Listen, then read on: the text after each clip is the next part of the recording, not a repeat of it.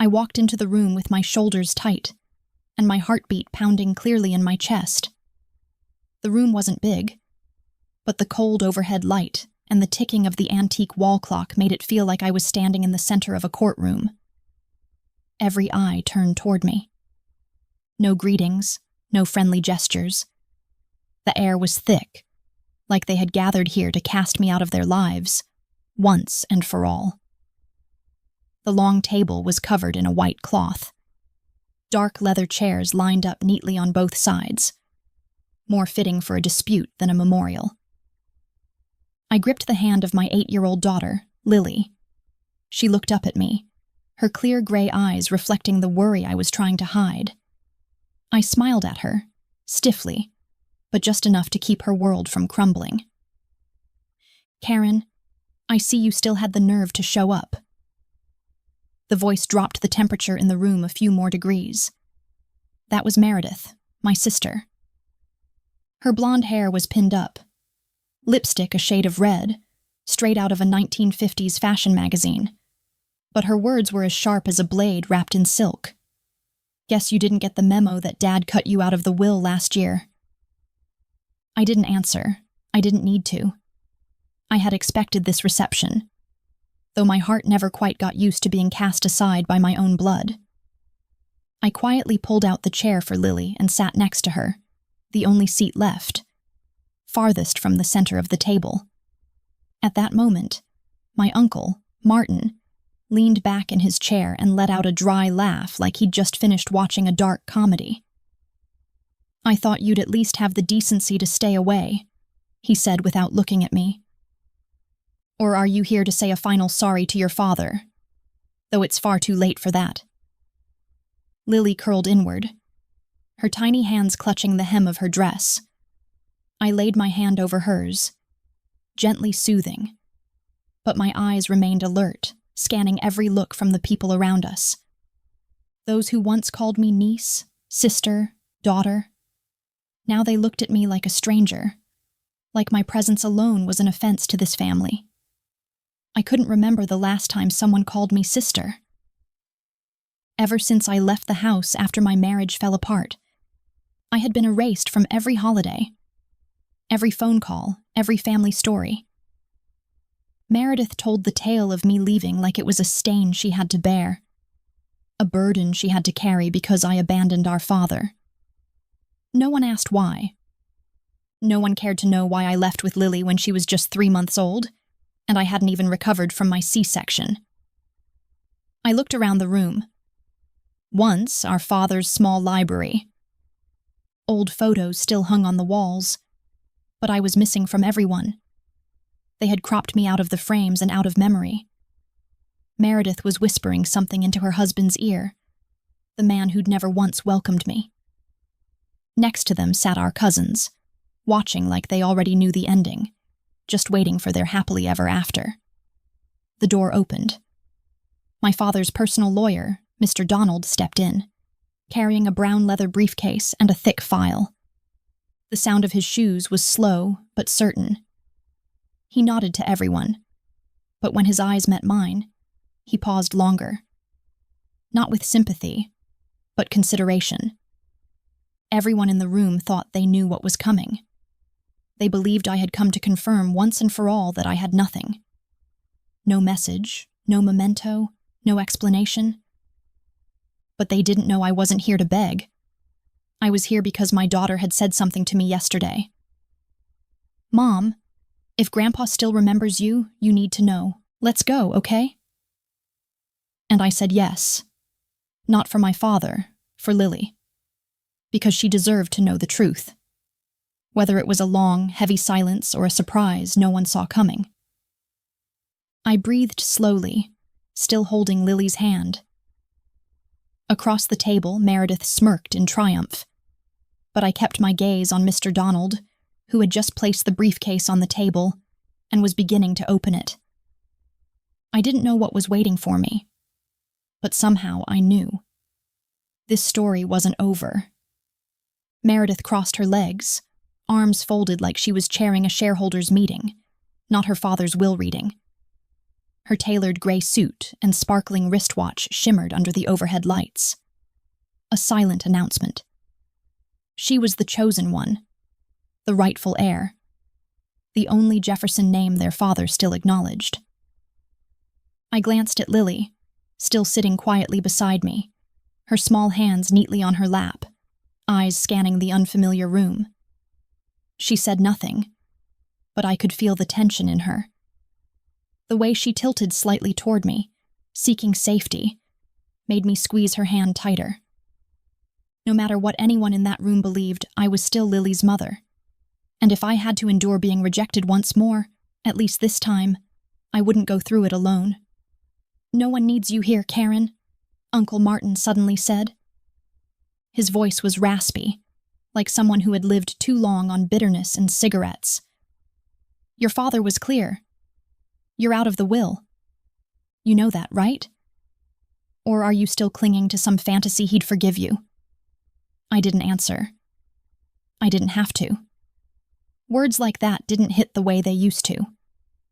Uncle Martin, like many in that room, clung to an old image of me. Karen the weak. Karen the defiant. Karen who walked out on the family for a marriage Dad never approved of.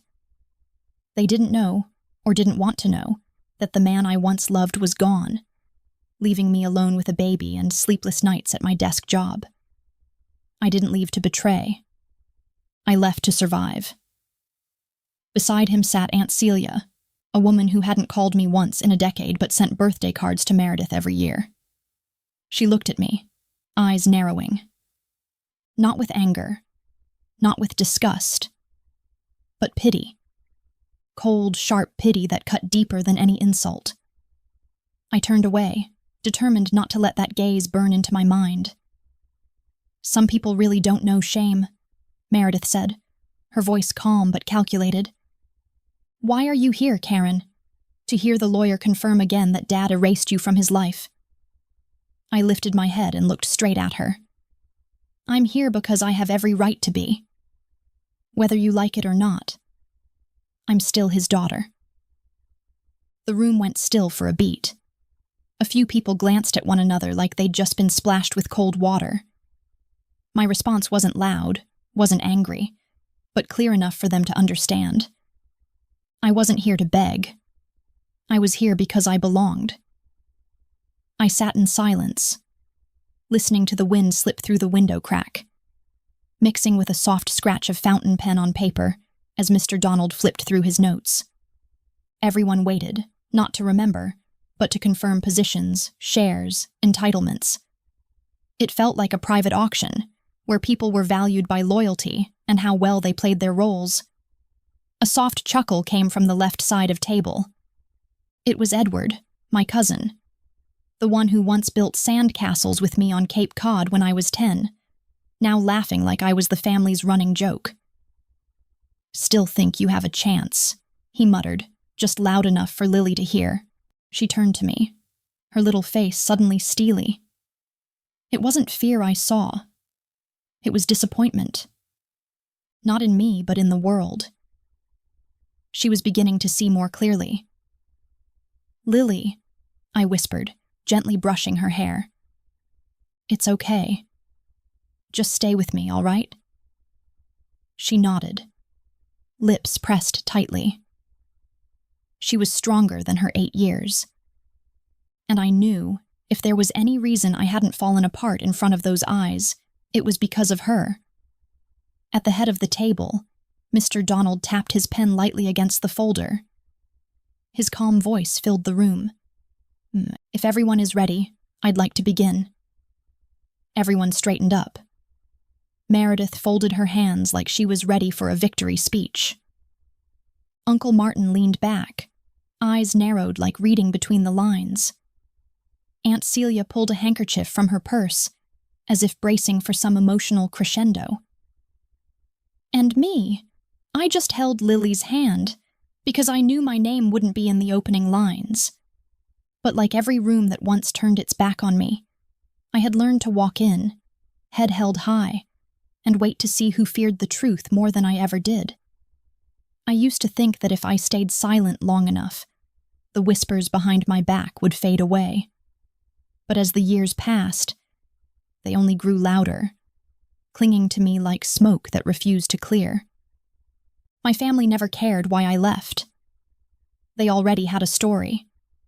I was the who didn't know sacrifice, the one who abandoned her father when he needed her most, the selfish sister who ran away from family duty. That story, crafted by Meredith, amplified by Uncle Martin, gradually became the unchallenged truth no one bothered to question. They didn't know, or didn't want to know, that I once came back. 3 months after leaving my husband, I brought Lily to my father's door, carrying her in one arm, a single suitcase in the other. I remember it was drizzling that day, not enough to soak my hair, but enough to chill the air. I knocked, hoping that no matter how angry he was, my father would still open the door. He used to say, "Family is the last place that won't shut its doors on you." But that day, he did. The old oak door closed, cold and silent, like the period at the end of a sentence. I stood under the porch for nearly 2 hours. Lily was 6 months old, crying non-stop from hunger and cold. It was my father's neighbor, Mrs. Graham, who finally came out, pressed an umbrella and a business card for a single mother's center into my hand. I walked away as darkness fell without looking back. From that day forward, I understood that if I wanted to survive, I had to learn how to no longer need anyone from that house. I rented a small apartment in the suburbs of Newark. My first job was a night shift cashier at a convenience store. Then I slowly moved into part-time bookkeeping for an insurance company. Everything was slow, but peaceful.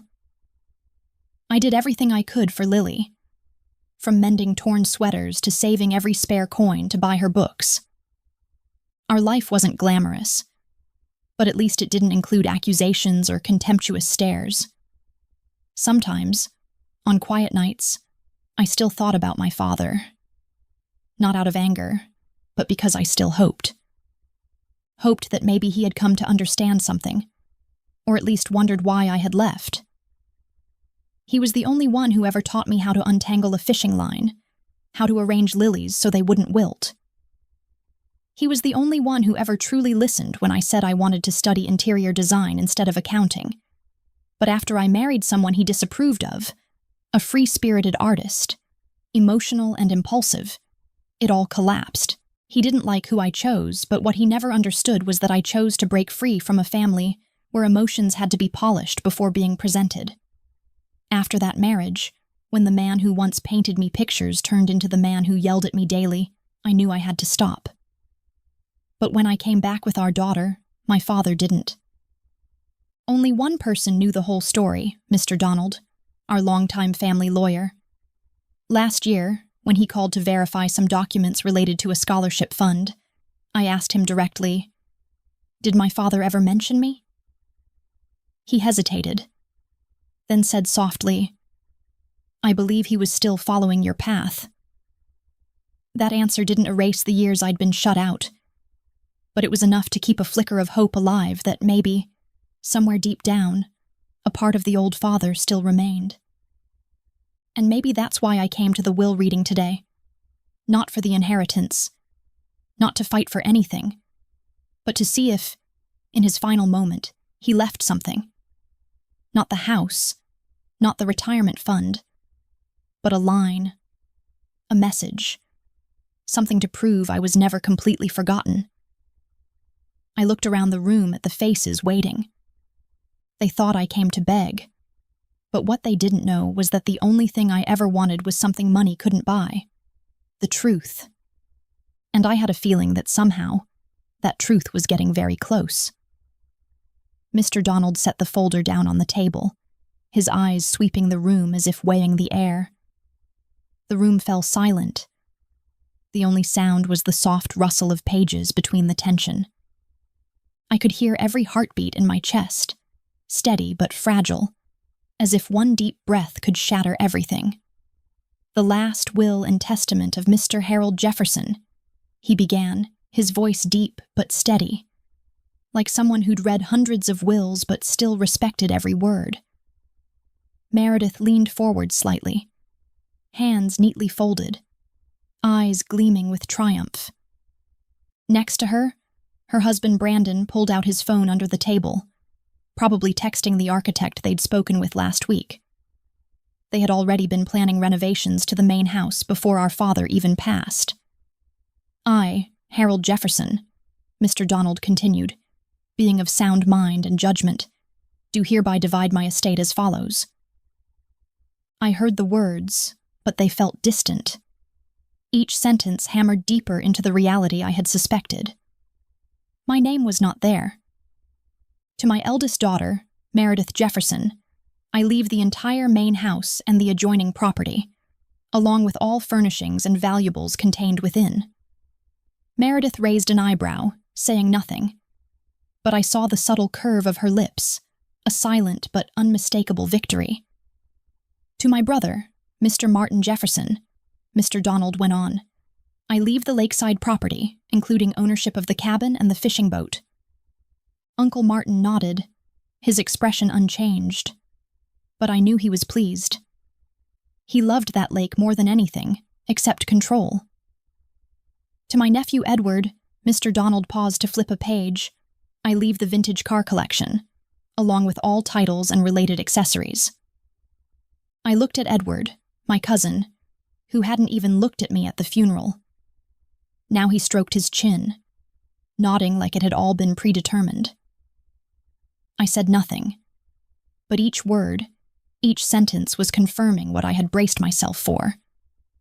I had no place in this will, not even a line, not a note, not a goodbye. And then the line came, like a clean cut slicing through what little hope remained. And as previously stated, Mr. Donald slowed his reading. My youngest daughter, Karen Jefferson, shall receive no portion of this estate. The room went dead quiet. No one spoke right away. But a heartbeat later, Meredith let out a soft snort of laughter. "Told you," she whispered to Brandon, but loud enough for me to hear. Uncle Martin shook his head, casting a look of mock pity toward me. "Takes a special kind of person to turn their back on their own father," he said, with that half-joking tone he always used when speaking of me, like I was some side note unworthy of discussion. Lily sat beside me, not fully grasping the words, but feeling the heavy silence all around. She turned and whispered softly, "Mom." I gripped her hand tighter, holding back the emotion. I had known this was coming. I had played this scene out in my head 100 times. But nothing prepares you for seeing your name officially erased from your father's life, in front of your entire family, without feeling something fracture. I took a deep breath, eyes fixed on the wood grain of the table, where the light struck in almost hypnotic swirls. Around me, murmurs began. Meredith was saying something to Brandon about starting basement renovations early. Edward was already on the phone. I caught snippets like, "Move the cars into the garage this weekend." No one spoke to me, no one asked what I was thinking. They had ended this long ago. I was just the late arrival to a play that had closed years before. But what they didn't know was this. I hadn't come to claim anything.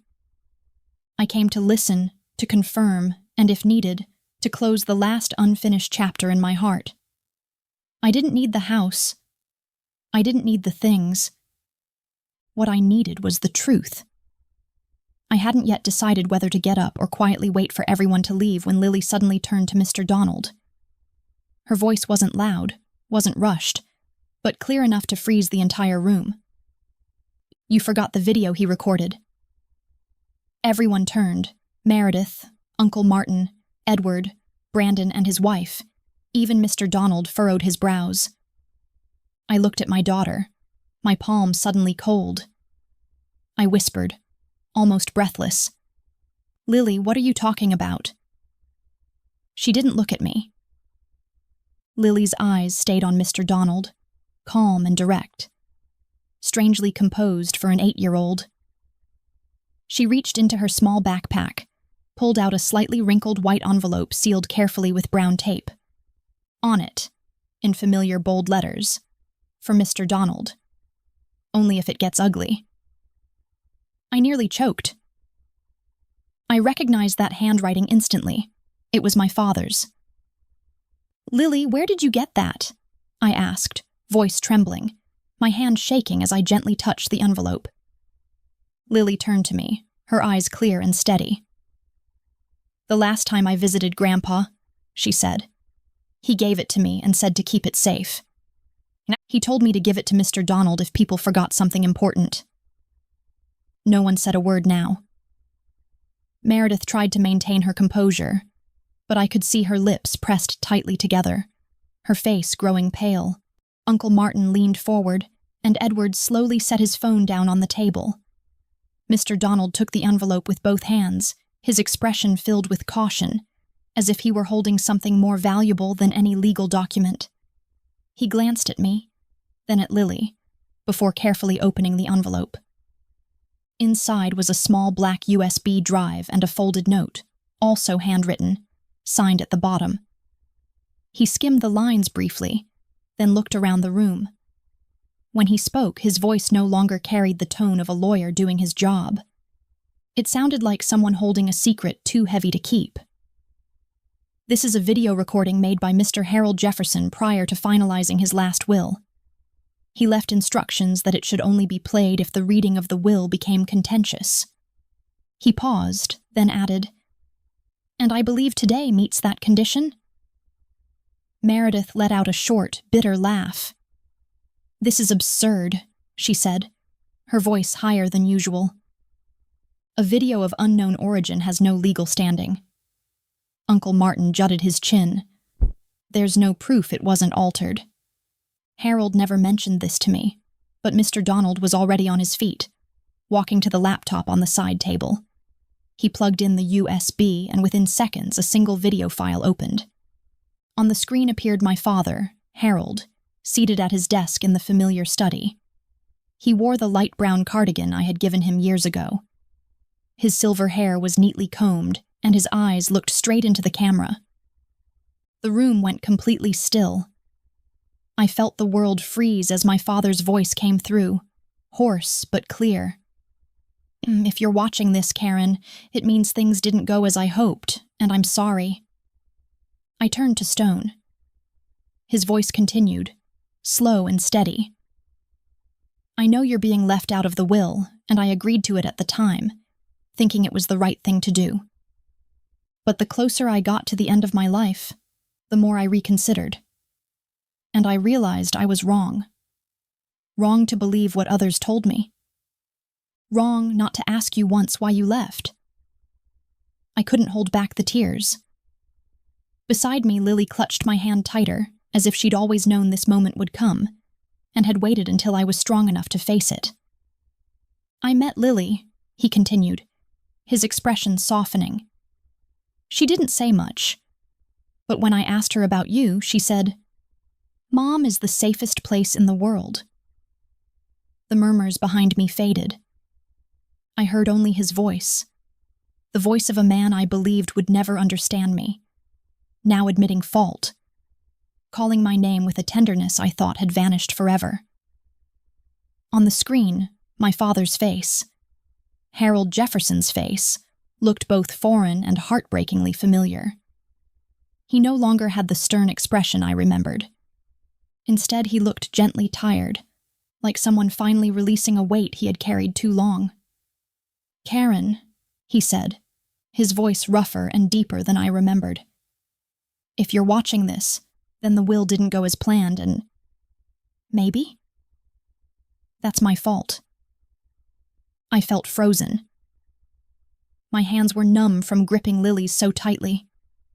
The room was silent, pulled into every word echoing from the tiny speaker. "For years I let pride and anger drown out everything," he went on. "I believed Meredith when she said you left to avoid responsibility. I trusted Martin when he said you'd turned your back on the family. I didn't ask. I didn't investigate. I just closed the door.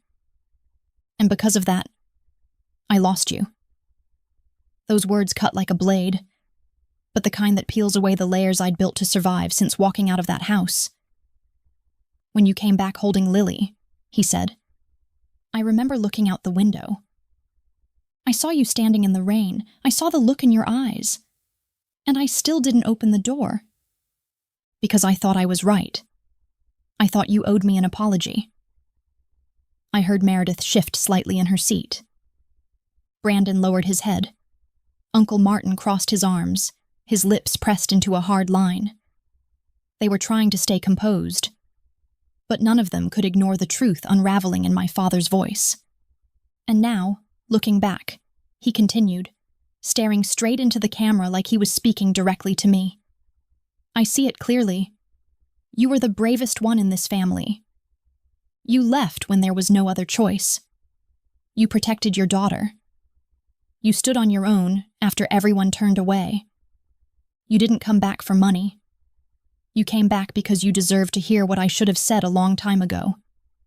I couldn't stop the tears.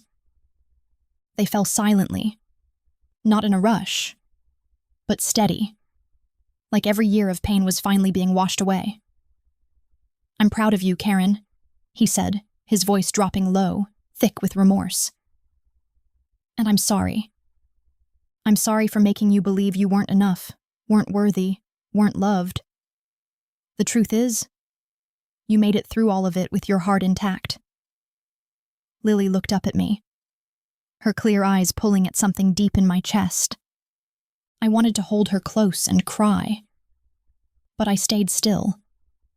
My father wasn't done. And because of that, he said, I revised my will. One final version, sent directly to Mr. Donald, fully executed and legally binding. The air in the room thickened.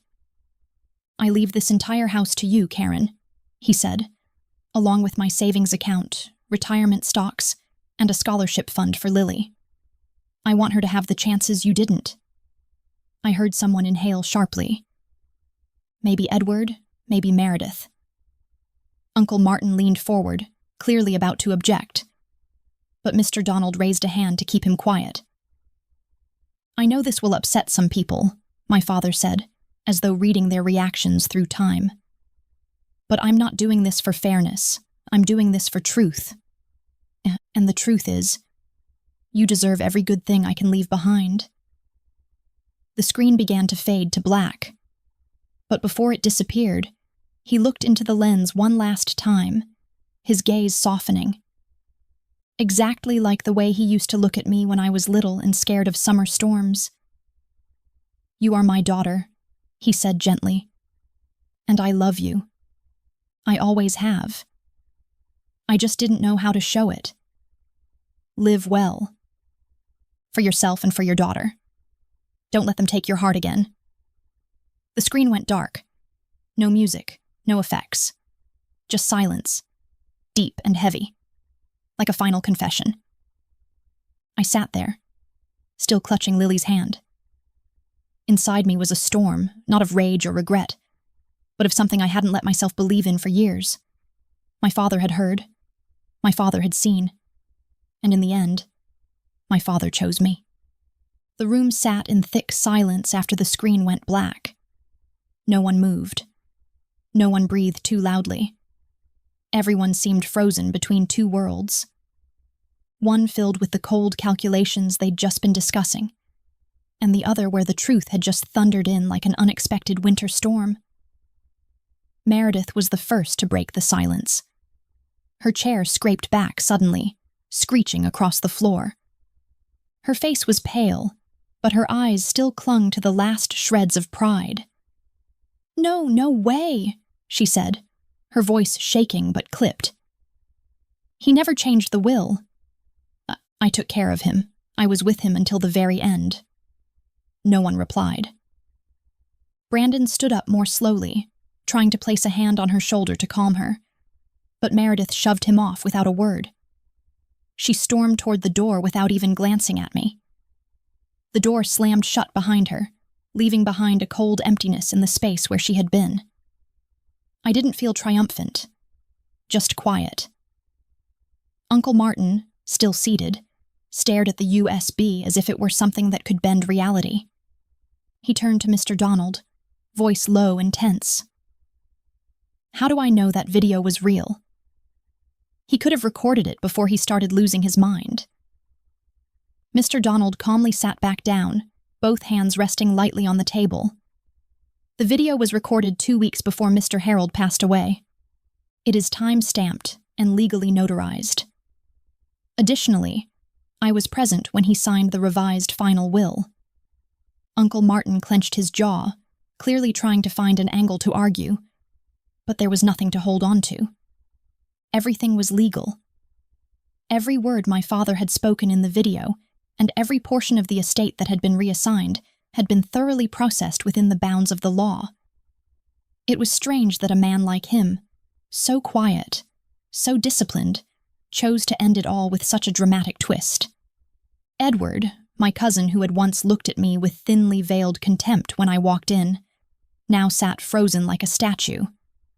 I glanced over at him and saw his face caught in a storm of emotion, part disbelief, part confusion, that my father, the man they all assumed had taken their side, had ultimately chosen mine. I didn't think he'd actually do it, Edward mumbled, unsure who he was speaking to. Then he stood, grabbed his coat, and quietly left the room. No one stopped him. A few other relatives followed. No comments, no farewells. Just silent backs walking away, leaving behind empty chairs like quiet witnesses to a truth that could no longer be denied. I stayed seated, still holding Lily's hand. She didn't say anything, but I could feel her relief. She'd held on to this secret longer than I realized, and now she could finally exhale. Only the three of us remained in the wide room, me, Lily, and Mr. Donald. Mr. Donald gently closed the folder, his voice deeper now and softer. The revised will is going to be sent to each involved party, along with documents confirming its legal validity. There will be some paperwork to sign, but everything is already arranged. I nodded, unable to find any words.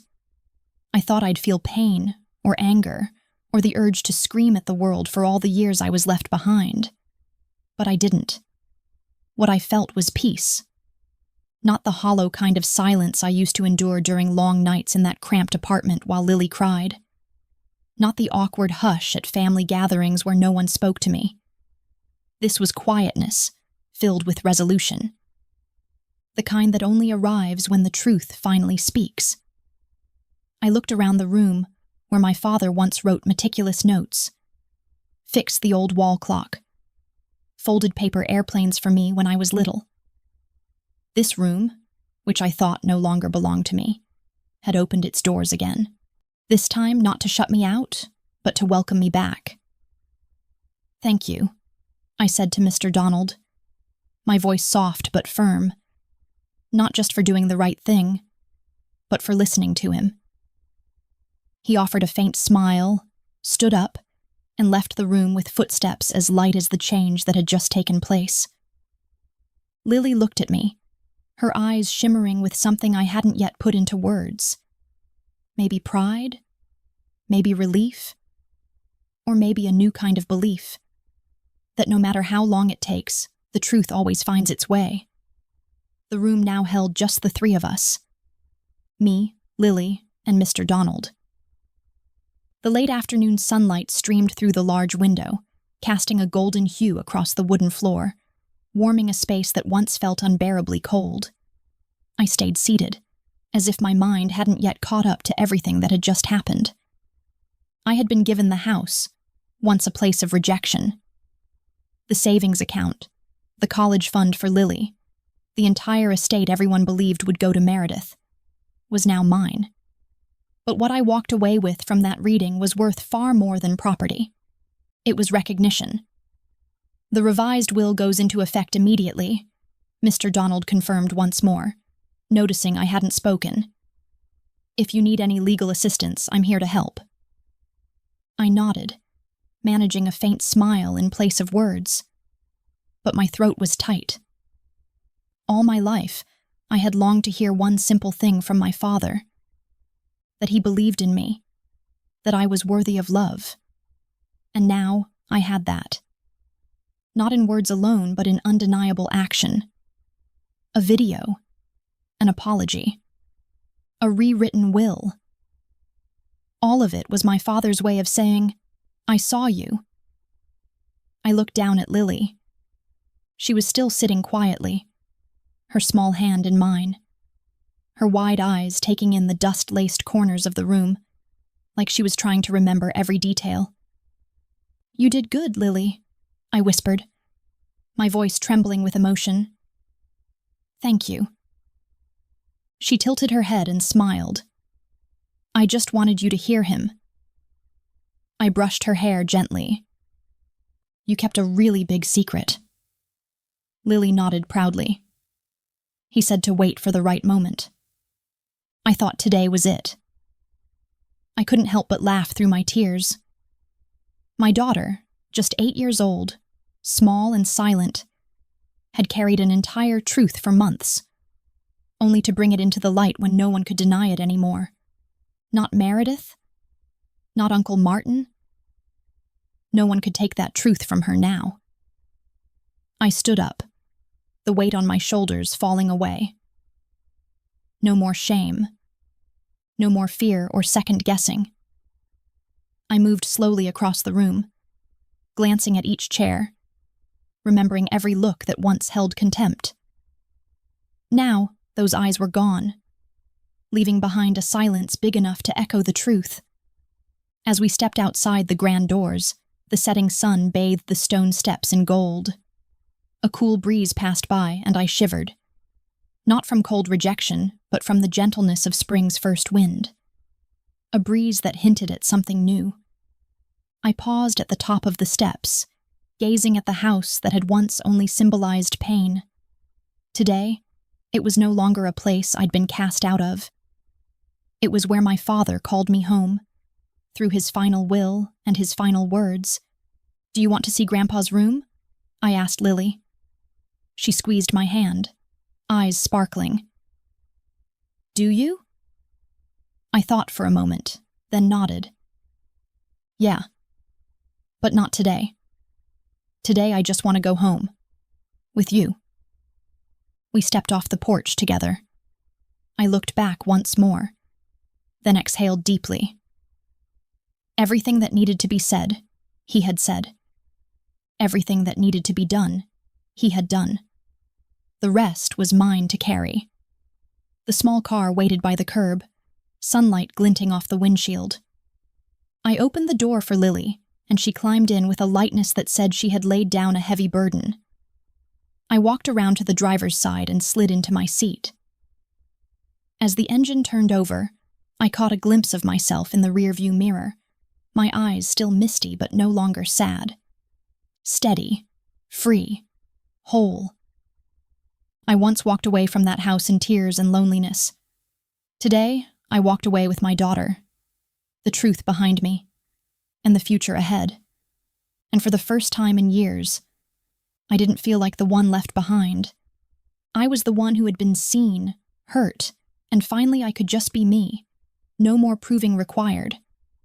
From someone cast aside by her family, Karen journeyed through pain and silence to reclaim herself and the truth. Her father's long overdue acknowledgement wasn't just a gift. It was proof that strength and dignity are never in vain. In real life, Karen's story reminds us, even when misunderstood or rejected, your worth isn't defined by momentary approval, but by your courage to live honestly. Love yourself, and trust that truth will one day rise. What are your thoughts on Karen's journey and the choices she made? Share with us in the comments below. And don't forget to follow the channel for more powerful, emotional stories about family and life.